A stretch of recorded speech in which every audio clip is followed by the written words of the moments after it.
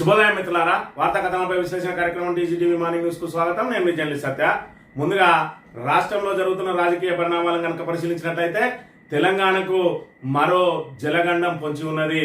మరి ఇక్కడ బనకచెర్ల రూపంలో ఒకవైపు కేంద్ర ప్రభుత్వం ఏమో మరి ఇక్కడ తమిళనాడుకు కావేరీ నదికి అనుసంధానం చేయడానికి బనకచెర్లను వినియోగించుకోవాలని ప్రయత్నం చేస్తూ ఉంటే, మరోవైపు ఏపీ ముఖ్యమంత్రి చంద్రబాబు నాయుడు బనకచెర్ల ద్వారా పెన్నాకు మరి నీటిని తరలించి రాష్ట్ర వ్యాప్తంగా ఏదైతే తెలంగాణ నుంచి వృధాగా పోతున్న జలాలు ఏవైతే ఉన్నాయో కాళేశ్వరం ప్రాజెక్టును ఎండబెట్టి ఇటు ప్రాణహిత నీటిని ఇటు గోదావరి నీటిని ఏ విధంగా అయితే బయటకు వదిలేస్తున్నారో ఆ వదిలేసిన నీటిని ఒడిసి పట్టుకొని దాని మీద వాటా సాధించేందుకు ప్రయత్నం చేస్తూ మరోవైపు ఆ ప్రాజెక్టుకు జాతీయ హోదా కల్పించుకోవడానికి మరి ఇక్కడ ప్రయత్నం చేస్తా ఉన్నాడు. దానికి కేంద్రం కూడా సంసిద్ధత వ్యక్తం చేస్తా ఉన్నది. ఎందుకంటే తమిళనాడులో పాగా వేయాలంటే తమిళనాడుకు మరి ఇక్కడ ఏదైనా గొప్ప పనిని చేసి పెట్టాలి బీజేపీ.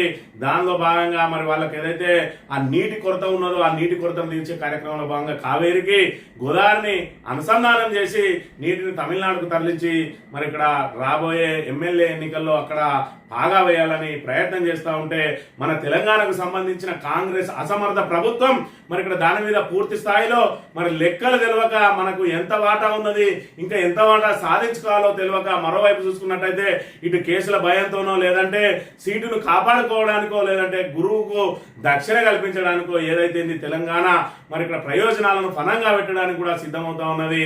మరి ఇక్కడ రేవంత్ రెడ్డి ప్రభుత్వం అనే విషయాన్ని మనం ఇక్కడ ప్రధానంగా గమనించాలి. ఒకవైపు అక్రమ ప్రాజెక్టు కడుతున్నటువంటి ఏపీ ప్రభుత్వం మరి ఇక్కడ చర్చలకు కానీ మరి అనుమతుల కోసం కానీ వాళ్ళు మన దగ్గరికి రావాలి, కానీ వాళ్ళు మనల్ని మొత్తానికే కేర్ చేయకుండా కేంద్రం ద్వారా మరి ఇక్కడ వాళ్ళు అనుమతుల కోసం ప్రయత్నాలు చేస్తూ ఉంటే రేవంత్ రెడ్డి మరి ఇక్కడ చర్చించుకుందాం రండి అని చెప్పి పిలవడం, మరోవైపు చూసుకున్నట్టయితే మాకు 1000 టీఎంసీలు చాలు గోదావరిలో అని చెప్పడం, ఇప్పటికే 946 మరి ఇక్కడ మనకు అలొకేషన్ ఆల్రెడీ అధికారికంగా ఉన్నప్పటికీ కూడా 1000 చాలు అని చెప్పడానికి చూస్తూ ఉంటే తెలంగాణకు తీరని అన్యాయం జరగబోతుంది అనే విషయాన్ని మనం ఇక్కడ ప్రధానంగా గమనించాలి. స్థానిక వార్తలను కనుక గమనించినట్టయితే నిన్నటి రోజున రామగిరికి సంబంధించిన ఎస్ఐ పెట్టం చంద్రశేఖర్ బదిలీ అయింది. ఆయన స్థానంలో మన సిసిఆర్బి నుంచి మరి ఇక్కడ ఏదైతే టి శ్రీనివాస్ అని మరి ఇక్కడ కొత్త ఎస్ఐ రామగిరిలో మరి ఈ రోజు విధులు చేపట్టబోతా ఉన్నారు. మరి ఇక్కడ చూసుకున్నట్టయితే ఇక్కడ మంత్రి నియోజకవర్గంలో పోలీసుల పరిస్థితి ఏ విధంగా ఉన్నది అంటే, మరి అక్కడ ఏదైతే అధికార పార్టీ కనుసన్నలలోనే పనిచేయాల్సిన పరిస్థితి ఉన్నది. అయినప్పటికీ పెట్ట చంద్రశేఖర్ 11 నెలల్లోనే తీసేయడం కొంత మరి చర్చనీయాంశంగా మారింది. మరి ఆయన కూడా ఎవరి మీద కేసులు పెట్టు అంటే పెట్టిండు, ఎవరి మీద వద్దు అంటే ఒప్పుకున్నాడు. ఇక్కడ చూసుకున్నట్టయితే నా మీద ఏకంగా 7-8 కేసులు రామగిరి పోలీస్ స్టేషన్లో నమోదైనాయి. అదే విధంగా చూసుకున్నట్టయితే మరి ఇక్కడ ఒక ఎస్సీ సింగరేణి అధికారి మీద దాడి చేసినా కూడా కాంగ్రెస్ నాయకుల మీద కేసు కాలేదు. మరో ఎంపీటీసీ భర్త మీద చేసుకున్న మరి కాంగ్రెస్ నాయకుల మీద కేసు కాలేదు. కానీ మరి ఇక్కడ మొన్నటి రోజున 16 మంది కాంగ్రెస్ నాయకుల మీద కేసు అయింది. దాని ప్రభావమేనా అని చెప్పి నేను అనుకుందాం అంటే, ఎందుకంటే అది వాళ్ళు పెట్టిన కేసే కాబట్టి దాని ప్రభావం ఏమీ లేదు. అయినప్పటికీ మరి ఏం జరిగిందో కానీ మొత్తానికి అంతకంటే చెప్తే ఇనేటోళ్ళు కావాలని అనుకున్నారో ఏమో, మొత్తానికైతే ఎస్ఐని 11 నెలల్లోనే మరి ట్రాన్స్ఫర్ చేసిన అంశం ఇక్కడ చర్చనీయాంశంగా మారిన విషయాన్ని కూడా మనం గమనించవచ్చు. మరోవైపు చూసుకున్నట్టయితే మంత్రికి సంబంధించి ఒక బట్టెబాజు గారు నిన్న ఒక మాట మాట్లాడుతూ మరి ఇక్కడ టీజీటీవీ ఏదైతే వెలుగులోకి తెస్తున్న విషయాలు ఏవైతే ఉన్నాయో వాటిని జీర్ణించలేక మరి ఇక్కడ అవాకులు చెవాకులు వెళ్ళిండు. మన బట్టెబాజు గారికి చెప్తా ఉన్నాం, నీ మీద కేసుల సంగతి ఏందో మరి అవన్నీ బట్టబయలు చెప్తా ఉంటాం. బట్టబయలు చేసిన బట్టెబాజుగా అవన్నీ కూడా మరి టీజీటీవీ అట నా మీద నేను చేసిన అక్రమాలను కప్పిపుచ్చుకోవడానికి పెట్టుకున్నానట. నా మీద పెట్టిన కేసులన్నీ టీజీటీవీ పెట్టిన తర్వాత ఆయన బట్టే బాధ నీకు తెలియకుండా తెలుసుకో, నేనేమో మరి సాయం కూడా వచ్చిన ఆడళ్లతోటి మరి న్యూడ్గా మరి వీడియో కాల్ చేసి వాళ్ళని వేధించే ప్రయత్నం చేయలేదు. వాళ్ళు పోయి పోలీస్ స్టేషన్లో కంప్లైంట్ ఇస్తా అంటే కాలు పట్టుకొని పైసలు కట్టి బాండ్ పేపర్లు ఏం రాసియలేదు నేను కప్పిపుచ్చుకోవడానికి అనే విషయాన్ని ఈ బట్టే బాధ గారు గమనించాలి. అదేవిధంగా మరి ఇక్కడ ప్రత్యక్ష రాజకీయాల్లోకి సీన్ బాబు వస్తే భయం అవుతుంది అంటారు. ఎవరు ప్రత్యక్ష రాజకీయాల్లోకి వస్తే మాకేం భయం రా, మీరు ఇంకా మేము ఏదైతే బానిసలాగానే బతుకుతాం, మరి చెప్పు కిందనే ఉంటామంటే ఉండండి, ఎందుకు ప్రశ్నిస్తలేరు అని మరి ఇక్కడ మీరు ప్రశ్నించడానికి మీ నోళ్ళు పెకలే కాబట్టి మరి ఇక్కడ బాధ్యతాయుతమైన ప్రతిపక్షంగా పుట్టమని గారు ప్రశ్నించిండ్రు. మరి దానిలో భాగంగానే మరి ఇక్కడ అన్నకు కావాలి పదవి, తమ్మునికి కావాలి, కానీ అనుచరులకు ఎందుకు పదవులు వద్దు, నామినేటెడ్ పదవులను ఎందుకు వేయడం లేదు అని ప్రశ్నించిండ్రు. మా పార్టీ అంతర్గత విషయం అంటారు. పార్టీలు అంటే పబ్లిక్ ప్రాపర్టీ ఖచ్చితంగా ఏదైతే ఆ పార్టీల ద్వారానే ప్రజాస్వామ్యం నిలబడుతుంది, దాని ద్వారానే ప్రజాప్రతినిధులు ఎన్నుకుంటారు కాబట్టి ప్రజల భాగస్వామ్యం ద్వారానే పార్టీలు ఉంటాయి. పార్టీలకు గోప్యత ఉండదు, పార్టీలలో తప్పులు జరిగితే ప్రతి వ్యక్తి ప్రశ్నిస్తాడు. ఇది ప్రజాస్వామ్యం తెలుసుకోరా బట్టే బాధ అని చెప్పి మళ్ళొకసారి హెచ్చరిస్తా ఉన్నాం. వార్తా కథనాలను కనుక పరిశీలించినట్టయితే ముందుగా నమస్తే తెలంగాణ. ముగ్గురు మిత్రుల ముప్పేట కుట్ర ఏదో జరుగుతున్నది, ఏదో ఉత్పాదం ముంచుకొస్తున్నది, కనిపించని కుట్ర ఏదో జరుగుతున్నది. ఢిల్లీ వేదికగా దీనికి రచన సాగుతున్నది. ముందే సిద్ధం చేసుకున్న డైలాగులు అట్నుంచి ఇట్నుంచి చిట్చాట్ వల్లింపులై వినబడుతున్నాయి. 3 రోజుల్లో ముఖ్యమంత్రి మాట్లాడిన 3 రకాల మాటలే దీనికి సాక్ష్యం. ఆ మాటల్లో ధ్వనిస్తున్న లొంగుబాటు స్వరం భయం గొలుపుతున్నది.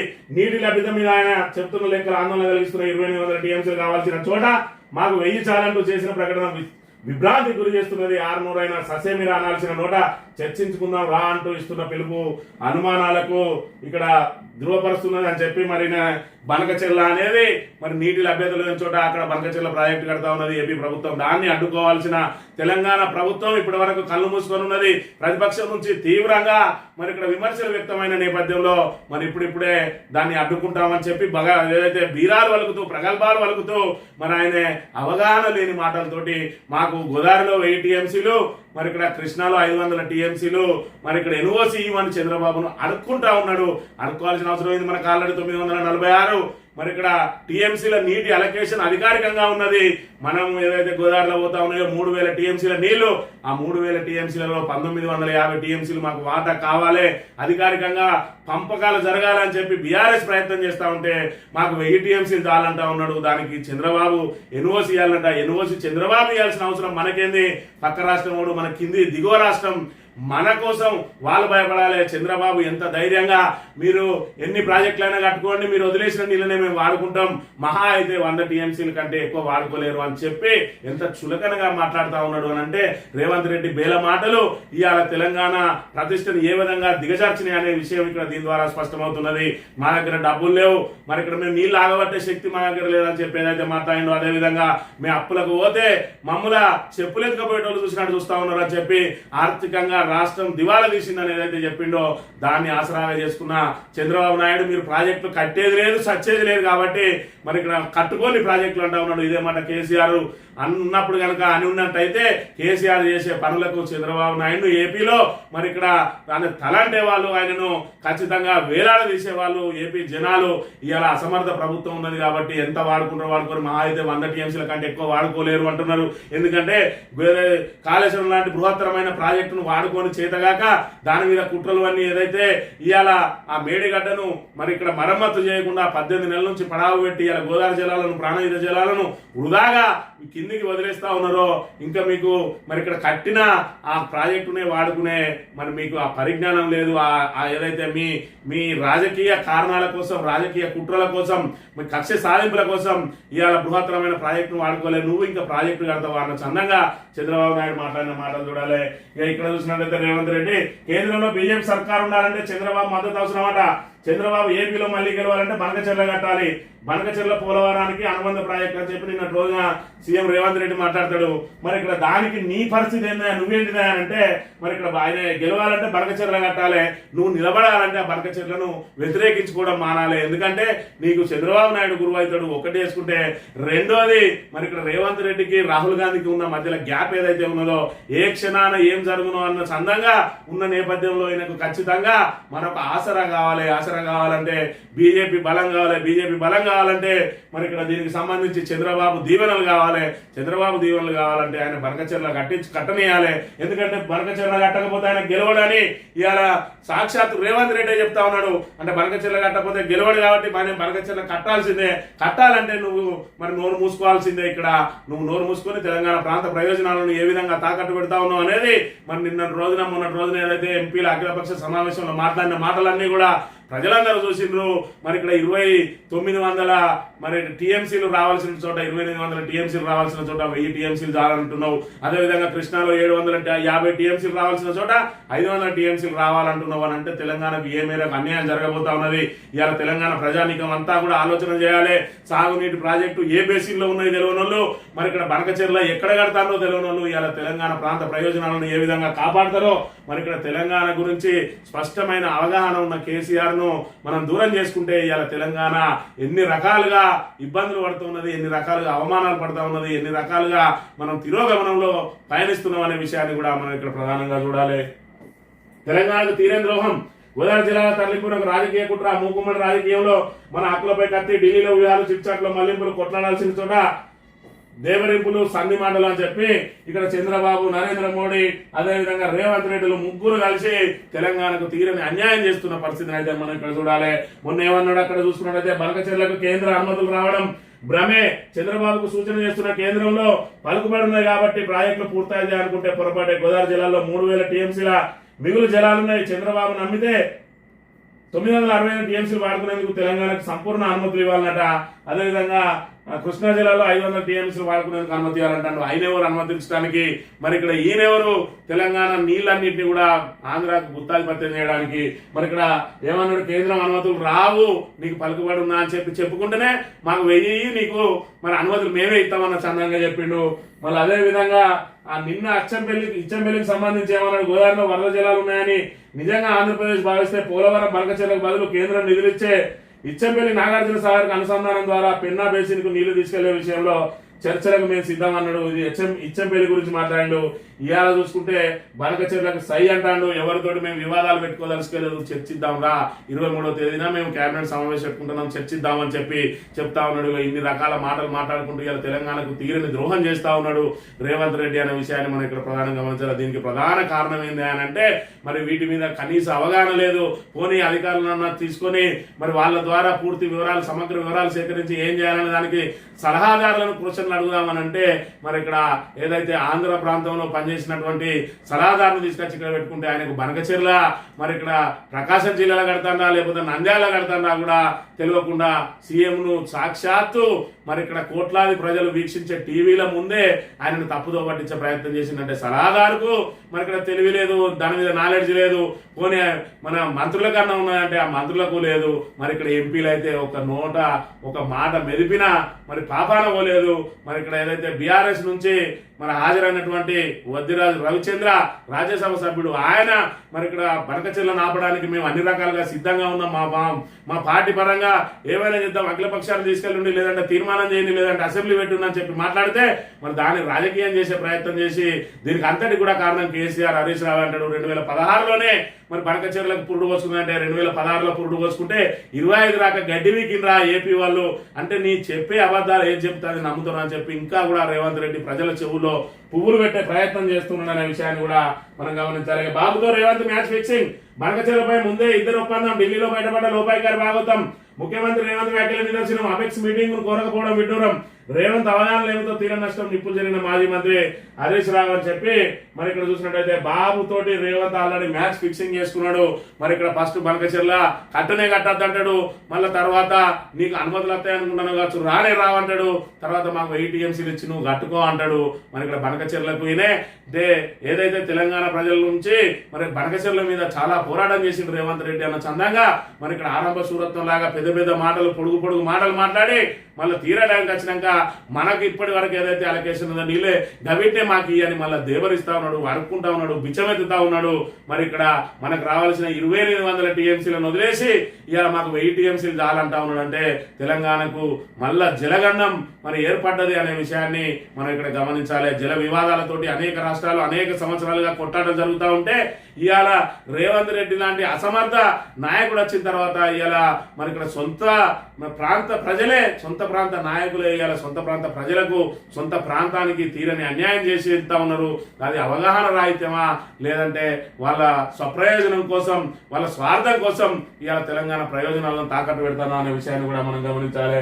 ఇక స్థానికంలో తడాక చూద్దాం, మహాధర్నలో గర్జించిన నిరుద్యోగులకు కాంగ్రెస్ తీరంలో 2 లక్షల ఉద్యోగాల భర్తీపై రేవంత్ తోక, జీవో 46, జీవో 28 రద్దు చేయాలి, జాబ్ క్యాలెండర్పై సర్కార్ క్లారిటీ ఇవ్వాలి, లేదంటే భారీ ఉద్యమానికి శ్రీకారం చుడతాం. బీఆర్ఎస్ హయాంలోనే జాబ్ నోటిఫికేషన్లు కాంగ్రెస్ ప్రభుత్వానికి చెరవగీతం పడతాం, మహాధర్నలో నిరుద్యోగుల ఆగ్రహ జ్వాల అని ఏదైతే నిరుద్యోగులను మరి ఇక్కడ వాళ్ళను పావులుగా చేసుకొని కేసీఆర్ ను పడగొట్టడానికి ప్రయత్నం చేసిండో, మేము రాగానే 2 లక్షల ఉద్యోగాలు మొదటి సంవత్సరంలోనే ఇస్తాం, ప్రతి సంవత్సరం జాబ్ క్యాలెండర్ ఇస్తాం, ప్రతి సంవత్సరం నియామకాలు చేపడతామని చెప్పి అరచేతిలో వైకుంఠం చూపించి నిరుద్యోగులను ఎగదోసి ఇవాళ ప్రజాప్రభుత్వమైనటువంటి బీఆర్ఎస్ ను కూలదోసి అధికారం చేపట్టిన కాంగ్రెస్ 18 నెలల్లోనే వాళ్ళ కుట్రలు కుతంత్రాలు వాళ్ళ ఏదైతే పచ్చి మోసకారి హామీలన్నీ కూడా నిరుద్యోగులకు అర్థమైపోయినాయి. ఇప్పుడు చెప్తా ఉన్నారు వాళ్ళు, మరి ఇక్కడ మేము ఇప్పటి వరకు 50,000 ఉద్యోగాలు ఇచ్చినాం, 56,000 ఉద్యోగాలు ఇచ్చినాం అని ఏదైతే రేవంత్ రెడ్డి చెప్తా ఉన్నాడో ఆ నోటిఫికేషన్లు అన్ని బీఆర్ఎస్ హయాంలో వచ్చినాయే, నువ్వు 15-20,000 మించి ఇయ్యలేదు అని చెప్పి ఆ నిరుద్యోగులు మరి ఇక్కడ పోరాటానికి దిగిండ్రు. మరి ఇక్కడ ఇందిరా ఏదైతే పార్క్ దగ్గర పెద్ద ఎత్తున నిన్నటి రోజున ధర్నా చేసిండ్రు. స్థానిక సంస్థలలో మీ పుట్టి ముంచి చూపెడతాం, ఖచ్చితంగా మమ్మల్ని ఏ విధంగా అయితే మోసం చేసిండ్రో మాకు ఇచ్చిన హామీలు నెరవేర్చకపోతే మా తడాకా చూపిస్తామని చెప్పి నిన్నటి రోజున హెచ్చరిక చేసిన విషయాన్ని కూడా గమనించవచ్చు. సాక్షి దినపత్రిక విషయానికి వస్తే ఇంద్రావతి కట్టడి, గోదావరి ఉప జలాల గరిష్ట వినియోగానికి ఛత్తీస్గఢ్ రెడీ, బోధ్ఘాట్ బహుళార్థక సాధక ప్రాజెక్టులకు శ్రీకారం, కేంద్రం అనుమతులు, కేంద్రం ఛత్తీస్గఢ్ కు మరి ఇక్కడ అనుమతిస్తా ఉన్నదట. ఏదైతే మరి ఇక్కడ మన దగ్గర నుంచి ప్రాణహిత దాటిన తర్వాత మరి ఇంద్రావతి నది వస్తుంది. ఆ ఇంద్రావతి నది తోటే ఈ దేవాలయాలకు కానీ అదేవిధంగా అక్కడ సమ్మక్క సారక బ్యారేజ్కు, అక్కడ చూసుకున్నట్టయితే సీతారామ ప్రాజెక్టుకు, ఆ తర్వాత చూసుకున్నట్టయితే పోలవరం ప్రాజెక్టుకు, ఈ గోదావరి అదేవిధంగా ఈ ప్రాణహిత ఆ తర్వాత ఇంద్రావతి నదులు ఈ 3 కలిసిన తర్వాత వరద ఉధృతి పెరిగి మరి ఇక్కడ ఈ ప్రాజెక్టులు అన్నింటినీ కూడా నిండే అవకాశం ఉంటది. ఇవాళ ఇంద్రావతి నదిని మరి ఇక్కడ కట్టడి చేయబోతా ఉన్న ఛత్తీస్గఢ్, మరి వాళ్ళు కూడా మేము ప్రాజెక్టులు కట్టుకొని మా ప్రాంత ప్రయోజనాల కోసం మరి ఇక్కడ మేము కూడా ప్రయత్నాలు చేస్తామని ఇప్పటి వరకు ఇంద్రావతి నీరు మరి ఇక్కడ ఏదైతే కిందికి వృధాగా పోతుందని వాళ్ళు భావిస్తా ఉన్నారో వాటిని ఆపుకునే ప్రయత్నం చేస్తా ఉన్నారు. దాంతో మరి ఇక్కడ తెలంగాణకు సంబంధించిన సమ్మక్క బ్యారేజ్ కానీ మరి సీతారామ ప్రాజెక్టు కానీ అదేవిధంగా పోలవరానికి కానీ పెద్ద ఎత్తున మరి ఇక్కడ ముప్పు ఏర్పడే ప్రమాదం ఉన్నదనే విషయాన్ని కూడా మనం ఇక్కడ చూడవచ్చు. ఆంధ్రప్రదేశ్ తో చర్చలకు సిద్ధం, నదీ జలాలపై వివాదాల పరిష్కారంలో మాకు ఎలాంటి బేసిసాలు లేవు, 23 కేబినెట్ భేటీలో చర్చించి నిర్ణయం తీసుకున్న అవసరమైతే నేనే స్వయంగా చంద్రబాబును ఆహ్వానిస్తా, ఢిల్లీలో మీడియాతో చిక్ చాట్ లో సీఎం రేవంత్ రెడ్డి అట.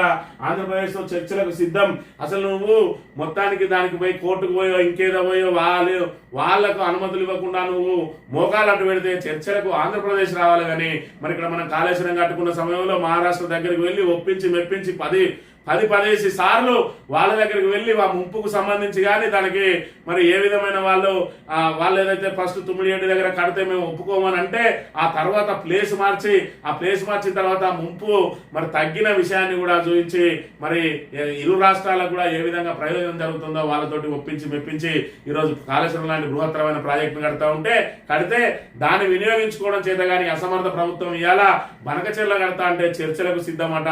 బనకచెర్ల కడితే మనం ఆపితే వాళ్ళు రావాలి, చర్చల కోసం వాళ్ళు రావాలి, మన చుట్టూ తిరగాలి, వాళ్ళు మోకాలు అడ్డు పెట్టకుండా అయ్యా మాకు అనుమతులు ఇవ్వండి, మాకు అడ్డుగా లేకుండా మేము మీకు ఎలాంటి ఇబ్బంది కాకుండా మేమైతే మిగులు జిల్లాలు వాడుకుంటా ఉన్నాం అని చెప్పి మనం ఏదైతే ప్రతిపాదన పెడతామో ఇవాళ 3000 టీఎంసీలు ఏదైతే వరద నీళ్లు కిందికి పోతానాయో దానిలో కూడా మన హక్కులను మనం కాపాడుకొని అపెక్స్ మీటింగ్ ఏర్పాటు చేసుకుని అపెక్స్ మీటింగ్ ద్వారా అందులో మరి ఇరు రాష్ట్రాలు కూడా ఒప్పందాలు చేసుకుని భవిష్యత్తులో మళ్ళీ నీటి వివాదాలు రాకుండా చేసుకోవాల్సిన రేవంత్ రెడ్డి ఇవాళ ఈయనే ముందుగాల మోకరిల్లి మేము చర్చలకు సిద్ధం అంటా ఉన్నాడు. అసలు బనకచెర్లను వ్యతిరేకించే నీకు చర్చలతో ఏం పని, బనకచెర్లను ముమ్మాటికి కట్టనీయం అని చెప్పి స్పష్టం చేయాల్సిన రేవంత్ రెడ్డి చర్చలకు సిద్ధం అంటా ఉన్నాడు. అంటే ఈయన ముందే మ్యాచ్ ఫిక్స్ అయిందనే విషయాన్ని అయితే మనం ఇక్కడ ప్రధానంగా చూడవచ్చు. ఆంధ్రజ్యోతి విషయానికి వస్తే మాట్లాడుకుందామట, ఏం మాట్లాడతాం అనే విషయాన్ని మరి ఇక్కడ చెప్పాల్సిన అవసరం ఉన్నది. ఇక బండి ఫోన్లు ట్యాప్ అట, ఆయన వాంగ్మూలం కోరిన షెడ్యూల్ చెప్తారన్న సంజయ్, రాజకీయంగా ఎదుర్కోలేక ట్యాపింగ్ తో కేసీఆర్ కుట్రలకు పాల్పడ్డారన్న ఆరోపణ, నువ్వు పెద్ద పుడింగివి, నిన్ను రాజకీయంగా ఎదుర్కోలేక అంత కొడితే 8 మరి ఇక్కడ ఎమ్మెల్యేలను మించి సాధించలేకపోయింది. మరి ఇక్కడ మోడీ చరిష్మా తోటి మరి ఇక్కడ 8 ఎంపీలు వచ్చినప్పటికీ మరి ఇక్కడ ఏదైతే ఎంపీలకు సంబంధించి అది రాష్ట్ర ప్రభుత్వం అంశం కాదు కాబట్టి మరి 2 జాతీయ పార్టీలు చెరిసాగం పంచుకోగలిగినాయి. ఎమ్మెల్యేలను చూసుకున్నట్టయితే 8కి మించి రాలేదు, మేమే అధికారం చేపడతామంటారు. మరి బీజేపీలో ఎవరిని ఎదగకుండా ఎవరిని లోపలికి రానియకుండా మోకాలు అడ్డు పెడుతూ మరి ఇక్కడ ఏదైతే నీతివంతమైనటువంటి నాయకులు ఎవరైతే ఇటీవల బీజేపీలో చేరిందో వాళ్ళను పైకి రాకుండా వాళ్ళు కనుక ముందు వరుసలో ఉన్నట్టయితే తాము మరి చరిష్మా పూర్తిగా దెబ్బతింటది, తాము బీజేపీలో పూర్తిగా తుడిచిపెట్టుకుపోయే ప్రమాదం ఉంటుందని చెప్పి ఇటు కిషన్ రెడ్డి ఇటు బండి సంజయ్ ఇద్దరు కూడా నిలబడి మరి ఎవరిని ముందుకు రాకుండా ఈ ఇద్దరు మాత్రమే మేము ఇద్దరు ఉంటే చాలు తెలంగాణకు అన్నట్టుగా మరి మాట్లాడుతా ఏదైతే ప్రయత్నాలు చేస్తా ఉన్నారో దాంతో తెలంగాణలో బీజేపీ ఎదుగుదల పూర్తిగా నాశనమైంది. దానికి తోడు అది చాలదన్నట్టు రేవంత్ రెడ్డి తోటి చెట్టా పట్టాలు వేసుకుంటూ కాంగ్రెస్ బీజేపీ బాయ్ బాయ్ అని చెప్పి తిరుగుతూ వాళ్ళ ప్రయోజనాల కోసం ప్రయత్నం చేస్తున్న పరిస్థితిని మనం ఇక్కడ గమనించాలి. పాక్ వైమానిక స్థావరాలపై ట్రంప్ కన్నట ఇరాన్ అంశంలో మద్దతు ఇవ్వాలని సూచన. అందుకే పాకిస్తాన్ కు సంబంధించిన ఆర్మీ చీఫ్ ను తీసుకొచ్చి వైట్ హౌస్ లో కూర్చున్నబెట్టి అన్నాన్ని నిలిపించి మరి దాని వెనుక కుట్ర ఉన్నదంటే పాక్ వైమానిక స్థావరాల మీద మరి ఆ స్థావరాలన్నింటి మాకి దానికి సంబంధించిన మరి ఇక్కడ ఏదైతే వాళ్ళ సైనికుల సహాయాన్ని మాకు అందించు, నీకు ఆర్థిక సహాయం చేస్తాం, నీకు అత్యాధునిక మరి ఆయుధాలు ఇస్తామని చెప్పి వాళ్ళని పాకిస్తాన్ ను మరి ఇక్కడ పాకిస్తాన్ మాకు సహాయం చేస్తామని ఏదైతే ఇరాన్ భావిస్తా ఉన్నదో దాంతో మరి ఇక్కడ ఇరాన్ కన్ను గడిపించే ప్రయత్నం చేస్తా ఉన్నాడు ట్రంప్. ఏదేమైనా ఇరాన్ లో ఉన్న ఏదైతే ఆయిల్ నిల్వల కోసం మరి తీవ్ర ప్రయత్నాలు చేస్తా ఉన్నాడు. వాళ్ళు కనుక అణ్వాయుధాన్ని కలిగి ఉంటే మరి ఎవరికి భయపడకుండా ప్రపంచాన్ని శాసించే స్థాయి వస్తుంది వాళ్ళకు. మరి వాళ్ళ దగ్గర ఇప్పటికే సౌదీ అరేబియా మరి ప్రపంచంలోనే అగ్రగామిగా ఎదగబోతా ఉన్నది. ఇరాన్ కూడా ఆ కోవలోకి ఇక్కడ చేరుతుంది అని చెప్పి ముందస్తుగా ఆయిల్ నిల్వల మీద గుత్తాధిపత్యం కోసం ట్రంప్ ఈ రకంగా మరి ఏదైతే కోవర్టు రాజకీయాలకు పాల్పడుతున్న అంశాన్ని కూడా మనం చూడవచ్చు. ఇక చర్చలపై బేసిజాలు లేవట. నీకేం బేసిజాలు లేవు, నీకు కావాల్సింది తెలంగాణ ప్రాంత ప్రయోజనాలు కాదు, కేవలం మరి ఇక్కడ నీకు చేకూరే వ్యక్తిగత ప్రయోజనాలు. మరి నిజంగానే తెలంగాణ ప్రాంత ప్రయోజనాల కోసమే ప్రయత్నం చేసినట్టు అయి ఉంటే మరి ఇక్కడ ఆల్రెడీ మన 964 ఏదైతే టీఎంసీలు అలొకేషన్ ఉన్నదో అన్ని 1000 టీఎంసీలు చాలు మాకు, మీరు ఎన్నైనా తీసుకున్నాని నువ్వెట్లా అంటావు, నీ గురువు మీరు ప్రాజెక్టులు ఎన్నైనా కట్టుకోండి మేము మిగిలిన నీళ్లు తీసుకుంటామని చెప్పి ఆయన ఎట్లా అంటాడు. మరి ఇక్కడ నువ్వు మాట్లాడే మాటలకు నువ్వు చేసే చేష్టలకు పొంతం లేకుండా పోతుంది. పూర్తిగా ఏపీకి మరి ఇక్కడ లబ్ధి చేకూరే ప్రయత్నాలు చేస్తా ఉన్న అంశాన్ని అయితే మనం ఇక్కడ చూడవచ్చు. సై అంటే సై. ఇరాన్ క్షిపణి దాడితో ఇజ్రాయెల్ బీర్షార్లో ధ్వంసమైన బహుళాంతస్తుల భవనం, ఇందులోనే మైక్రోసాఫ్ట్ కార్యాలయం ఉన్నదట. మరింత తీవ్రంగా ఇరాన్ యుద్ధం మరి ఇజ్రాయెల్ ఇరాన్ యుద్ధం మరి పూర్తి స్థాయిలో ఏదైతే ఒకవైపు రష్యా ఉక్రెయిన్ యుద్ధం, మరోవైపు చూసుకున్నట్టయితే ఇరాన్ ఇజ్రాయెల్ యుద్ధం, మరి అదే విధంగా ఇక్కడ పాకిస్తాన్ భారత్ యుద్ధం. మరి ఇక్కడ ఇదైతే చర్చలతోటి ఏదైతే భారత్ శాంతి కాముక దేశం కాబట్టి మరి ఇక్కడ కాల్పుల విరమణ వాళ్ళు ప్రతిపాదించగానే అంగీకరించడం. మరి ఇక్కడ చూసుకున్నట్టయితే ఇప్పటి వరకు ట్రంప్ నాదే గొప్పతనం అని చెప్పుకున్నాడు. ఇవాళ చూసుకున్నట్టయితే పాకిస్తాన్ ఉప ప్రధాని కూడా మరి ఇక్కడ మా విజ్ఞప్తి మేరకే భారత్ అంగీకరించిందని చెప్పి ఆయన కుండబద్దలు కొట్టిండు. మొన్నటి రోజున వీళ్ళిద్దరు చొరవ వలన అయిందని ట్రంప్ ఒప్పుకున్నాడు. ఏది ఏమైనప్పటికీ మరి ఇక్కడ భారత్ పాకిస్తాన్ ఏ విధంగా అయితే కాల్పుల విరమణకు కట్టుబడి ఉన్నాయో మరి ఇలా ఏదైతే ఇజ్రాయిల్ లాగా అదే విధంగా రష్యా లాగా భారత్ కూడా ఉవ్విల్లూరినట్టు ఉంటే ఇప్పటికే పాకిస్తాన్ నీలమట్టమయ్యేది. ఏది ఏమైనా యుద్ధం అనేది మరి ఇక్కడ ప్రజలందరి మీద కూడా తీవ్ర ప్రభావం చూపుతుంది. మరి ఎవరు గెలిచినా ఎవరు ఓడినా ఇరు పక్షాలు మాత్రం మరి ఇక్కడ పెద్ద ఎత్తున నష్టం జరుగుతుంది. కాబట్టి మరి ఇక్కడ ఏదైతే మూడో పక్షం ఎదురు చూస్తా ఉన్నది కేవలం వాళ్ళ ప్రయోజనాల కోసం ఈ రెండు దేశాలను ఎగేసి వేడుక చూస్తున్నాయి. కాబట్టి మరి ఇక్కడ ఈ యుద్ధం ఎంత దూరం పోతుంది, ఇది మూడో ప్రపంచ యుద్ధానికి దారితీస్తుందా లేదంటే చర్చలతోటి మరి ఇక్కడ దాన్ని యుద్ధం ఆగిపోతుందా అనేది వేచి చూడాలి. ఇది ఈ రోజు మార్నింగ్ న్యూస్ తెలియజేద్దాం. Thank you very much.